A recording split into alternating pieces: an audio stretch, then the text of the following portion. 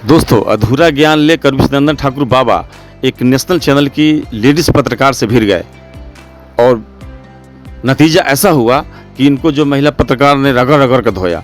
तो दोस्तों, खैर मैं आपको डिटेल में बताता हूँ कि विश्वनंदन ठाकुर जो बाबा है वो किस तरीके से एक तरफा धर्म की बात कर रहे हैं, हिंदू राष्ट्र की बात कर रहे हैं और उधर महिला पत्रकार का कहना है कि सेकुलर अगर हमारा देश है तो इसमें क्या दिक्कत है। तो इनका कहना है कि जो बच्चे हैं वो अपने माँ बाप को बाहर छोड़ देते हैं और उनका भरण पोषण नहीं करते हैं। तो महिला पत्रकार जवाब देती है कि इसका जो हिंदू धर्म से क्या मतलब है। तो इनकी बोलती बंद कर दी और इस तरह से धोया। अब आगे आप डिटेल में देखिए किस तरीके से मैडम जो पत्रकार हैं वो ऐसा धोया इनको कि मुझे नहीं लगा ये दोबारा किसी टीवी डिबेट में जाएंगे या किसी जो बहसनामा है उसमें जाएंगे। अब आगे बहुत ही हंस कर लोटपोट हो जाएंगे। दोस्तों, आप आगे आप देखिए वीडियो में किस तरीके से मैडम इनकी बखिया उखेड़ रही है। बिल्कुल देखिए आप। मैं ये पूछ रहा था आपसे कि अगर हिंदू राष्ट्र बन जाएगा तो नुकसान किसको होगा, फायदा किसको होगा? फायदा पूरी मानवता को। मेरे को अपने धर्म पे पूरा भरोसा है, दुनिया इसकी तरफ खींची चली मुझे भी है। तो इसमें राष्ट्र घोषित करने की क्या जरूरत है? मैं तो कह रही हूँ पूरी दुनिया में हिंदू धर्म का प्रचार प्रसार हो, अपने आप लोग इसकी तरफ। वो तो हम कर ही रहे हैं। किसी की घोषणा की जरूरत नहीं है ना। वो मुझे तो एक घोषणा की जरूरत नहीं है कि हम हिंदू धर्म को एक खाके में, एक ज्योग्राफी में क्यों बांधे। हम तो कह रहे हैं पूरी दुनिया में हिंदुत्व फैले। बात तो सही है। अच्छा, एक बात बताइए, अभी आपको लगता है कि जिन जिन जगहों के नाम आपने लिए वहाँ हिंदू नहीं है? बिल्कुल है। तो मैं वही तो कह रही हूँ आपसे कि ज्योग्राफिकल बाउंड्री में क्यों बांधना है? क्या सेकुलर स्टेट रहने देने में क्या दिक्कत है? क्या नुकसान हो रहा है? किसी हिंदू धर्म की जान को खतरा हो रहा है? किसी हिंदू के साथ कोई दिक्कत हो रही है? बोल। और धीरे धीरे सनातनियों का धर्म परिवर्तन कराया जा रहा है। धीरे धीरे सनातनियों के ऊपर जातीय या कैसे कैसे प्रहार किए जा रहे हैं। धीरे धीरे एक कुर्सी के लिए हम लोग किसी भी सीमा को पार कर रहे हैं, क्योंकि हम सबको कुर्सी चाहिए, हम सबको देश सखंड नहीं चाहिए। अगर हम देश के लिए नहीं रहेंगे, अब हमारी परंपराएं कहाँ चलेगी? बताइए, संस्कृति इन 75 सालों में हमारे देश के संस्कारों का क्या हाल हुआ? आप जरा कृपा करके मुझे अपने नेशनल चैनल पे बताइए। आज हम क्या उसी संस्कार के साथ जी रहे हैं जो 75 साल पहले जी रहे थे? बताता हूँ। विश्वनंदन ठाकुर जी, आप मोबाइल का इस्तेमाल करते हैं, आप मेरे साथ स्काइप के जरिए जुड़े हुए हैं। इंटरनेट टेक्नोलॉजी के इस्तेमाल में बहुत कुछ बदल रहा है ना? बिल्कुल बदल। ठीक है, तो ऐसा नहीं है कि लोग बाग परंपराओं का पालन नहीं कर रहे होंगे। पांचों उंगलियां बराबर नहीं होती, परंपराओं का पालन हो भी रहा है, कुछ छूट भी रही है, उनको रिवाइव करने की कोशिश भी हो रही है। क्या आपको मालूम भी है कितने माँ बाप जो है घर में बूढ़े बूढ़े अकेले पड़े और आंसू बहा रहे हैं? मैं कथावाचक हूँ, मेरे पास में इतने लोग आते हैं और उनके दुख दर्द, आप क्योंकि आप पत्रकार हैं, आप एक सीमित दायरे में, मैं असीमित दायरे में जाता हूँ और वहाँ जब दर्द सुनता हूँ ना तो हृदय कांप जाता है मेरा सनातनियों का, क्योंकि वो मेरे संस्कार नहीं। दर्द इसलिए है क्योंकि माता पिता इसलिए अकेले हैं क्योंकि भारत हिंदू राष्ट्र नहीं है। मतलब एक आदमी अपने माँ बाप को छोड़ गया, इसीलिए छोड़ गया क्योंकि भारत हिंदू राष्ट्र नहीं है। इसका हिंदू राष्ट्र से क्या लेना देना है? तो संस्कार, लोगों की सेंसिटिविटी की बात है ना सर। मैंने कहा ना, हिंदू धर्म इतना कमजोर है, देश के कानून पे भरोसा नहीं है। अगर आप कह रहे हैं धर्म परिवर्तन हो रहा है तो मुसलमानों का भी हो रहा है। मुसलमानों का धर्म परिवर्तन तो बागेश्वर महाराज ने अपने मंच पर कराया और बड़े गदगद हुए, बड़ी तालियां बजवाई कि बहुत खूबसूरत शानदार काम किया है। वो अगर हिंदू धर्म में आए तो बहुत बढ़िया काम हो रहा है, लेकिन अगर हिंदू चला जाए तो पाप हो रहा है। ये बड़ी अच्छी बात कही है। ये डबल स्टैंडर्ड क्यों विश्वनंदन ठाकुर जी? इस देश में आजादी के समय कितने मुसलमान भाई थे? सर मैंने क्या कहा? कितने हिंदू? और हिंदू उस रेशो से नहीं बढ़ रहे हैं, आप ये कह रहे हैं हिंदू उस रेशो से नहीं बढ़ रहे हैं।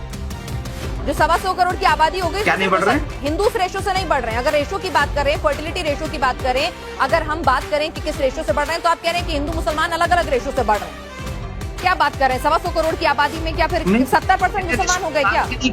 सर एक सेकंड, मैं आपसे की बात ही नहीं की। सर मैं वही आप कर रही हैं। नहीं सर, मैं आपसे ये पूछ रही हूँ कि क्या हिंदू धर्म को, क्या हिंदू, एक मिनट, हमारे देश के कानून पर आपको भरोसा है? Good question. पूरा संविधान पर पूरा भरोसा है। पूरा भरोसा है। इस देश में धर्म परिवर्तन के खिलाफ कानून है और कड़े कानून बन रहे हैं। उन कानून और बनने चाहिए, ठीक है। कानून में कमी पेशी हो सकती है, बिल्कुल आपको अधिकार है इस देश के नागरिक होने के नाते उसके खिलाफ आवाज उठाने का, और कड़ाई से होना चाहिए, एग्जीक्यूशन और बेहतर होना चाहिए।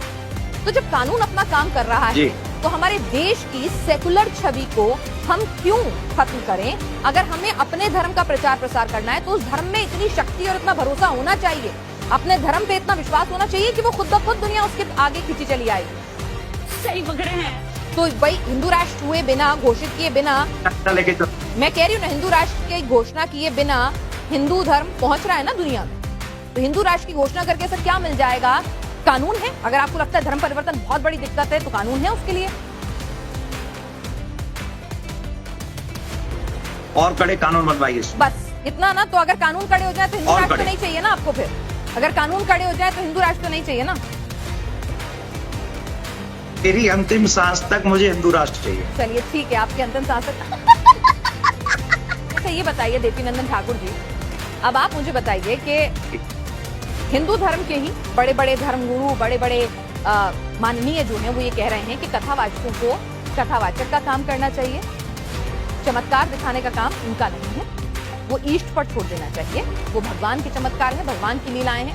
आप भगवान में भरोसा करना सिखाइए, लेकिन चमत्कार करके लोगों को इस तरह से भ्रमित ना कीजिए। ये है कि जो लोग दुखी होते हैं, वो जो दुखी होते हैं वो कभी किसी दरबार में जाते, कभी किसी दरबार में जाते और उन पे नाना प्रकार। और आप, मैं सच्ची बोल रहा हूँ, आई स्वेयर, मैंने ऐसे लोगों को भी सुना है जो ये बताते हैं कि हमारे ऊपर ऊपर ही प्रेत बाधा थी, हम फलाने व्यक्ति के पास में गए, वो फलाना व्यक्ति, में उसका नाम नहीं कर रहा हूं, नहीं तो कोई कहेगा वो धर्म को बदनाम करने के लिए बात कर रहा है। वो व्यक्ति कम से कम सनातनी नहीं था, ये समझ लीजिए, स्पष्ट समझ लीजिए। हम उसके पास में गए और आई प्रॉमिस, मैं सच बोल रहा हूँ, एक एक वर्ड, उसने कहा कि हम उसके पास में गए ठीक कराने, फिर उसने हमारा क्या क्या शोषण किया, और जब जब हम बचना चाहते हैं तब तब वो कहते हैं हम तुम्हारे घर में ये सनातन प्रॉब्लम में नहीं होता क्या? आसाराम बापूजी और बाबा राम रहीम कहाँ चले गए? मतलब शोषण सनातन में नहीं होता क्या? ये फंस गया सीएम। पांचों उंगलियां बराबर नहीं है आप, सर? नहीं आप कुछ बहुत अच्छे लोग अच्छी यहाँ बात भी कर रही होंगे, हैं, कुछ अच्छे लोग वहाँ भी होंगे, सुनिए कुछ ना, बुरे लोग यहाँ भी हैं, कुछ बुरे लोग वहाँ भी होंगे। आप टारगेट कर रही हैं सनातन को। नहीं सर, मैं खुद सनातनी हूँ, मैं खुद सनातनी हूँ, मैं हिंदू धर्म को प्रैक्टिस करती हूँ, मेरे हाथ में कलावा बंधा हुआ है, आज भी मैं हनुमान मंदिर जाऊंगी, मैं पक्की हिंदू हूँ। इसका मतलब ये नहीं है कि मुझे दूसरे धर्मों के ऐप दिखेंगे और अपने धर्म में सिर्फ अच्छाई। आंखें मूंद लेने से शेर मुझे नहीं खाएगा, ऐसा नहीं हो सकता। मेरी बात सुनिए ना, चमत्कार की बात कर रही है ना आप, तो मैं चमत्कार पे एक एग्जाम्पल आपको दे रहा हूँ, मैं आपको एक एग्जाम्पल दे रहा हूँ। सबसे पहले समझ लीजिए, मैं बागेश्वर धाम वाले महाराज जी का प्रवक्ता नहीं हूँ, मैं बड़ा भाई, वो मुझे मानते हैं, मैं उनको छोटा भाई मानता हूँ, ठीक है ना। तो आप इस बात को, आपने चमत्कार की बात की तो मैं उसको उत्तर दे रहा हूँ, आप उस बात को और एक कदम आगे ले गई, वो बात तो ठीक नहीं है ना आपकी। आप इस बात को समझिए, उन्होंने ऐसा कहा तो मुझे फिर ये लगता है कि कम से कम कोई सनातनी पे ऐसी विपत्ति है, और अगर वो पंडाल में कैमरों के सामने आके उसका दर्द दूर हो रहा है तो उसमें तो कोई तकलीफ नहीं। आपने अभी कई संतों के नाम लिए, मैं उनका नाम नहीं लूंगा कि वो जेल में है। अगर वो जेल में है तो ऐसे कई फादर और पता नहीं कौन कौन है, बिल्कुल तो वो आज भी उनसे भी बड़े कांड किए हैं और उनको बेल मिल गई 14 दिन में, और संत को बेल नहीं मिलती है कभी भी। ये तो आप जानती होंगी ना कि वो 14 दिन में आ गए थे जेल से बाहर, जिन पे 14 लड़कियों ने रेप के केस दर्ज कराए थे। तो यानी मीडिया में आके कानून भी पार्शियल हो गया क्या देश का? अभी तो आप कह रहे थे कानून पे भरोसा है, अब आप कह रहे हैं कि कानून अलग अलग हिसाब से चल रहा है। आपने कहा था। देखिए, आप अगर सनातन को टारगेट करेंगे, मैं नहीं करूंगी, मैं तो क्यों मुझे करूंगी? मैंने कहा ना, मैं तो खुद, मैंने कहा सर, मैं तो खुद हिंदू धर्म, मैंने आपसे क्या कहा, मेरे हाथ में आपको कलावा दिखेगा, मैं खुद हनुमान भक्त हूँ, मैं खुद मंदिर जाती हूँ, तो मेरे को कोई दुश्मनी नहीं है सनातन से, मैं खुद सनातन को मानती हूँ। दुर्भाग्य है कि वो सनातन धर्म गुरु थे, इसलिए वो अभी तक जेल में है। अच्छा, अगर वो किसी धर्म के गुरु होते ना तो वो जेल में नहीं होते, वो बाहर बैठे होते, मजे ले रहे होते। 70 केस हैं एक व्यक्ति पर, पुलिस उन पर हाथ नहीं डाल सकती। तो दोस्तों वीडियो में बस इतना ही। दोस्तों इस डिबेट में आप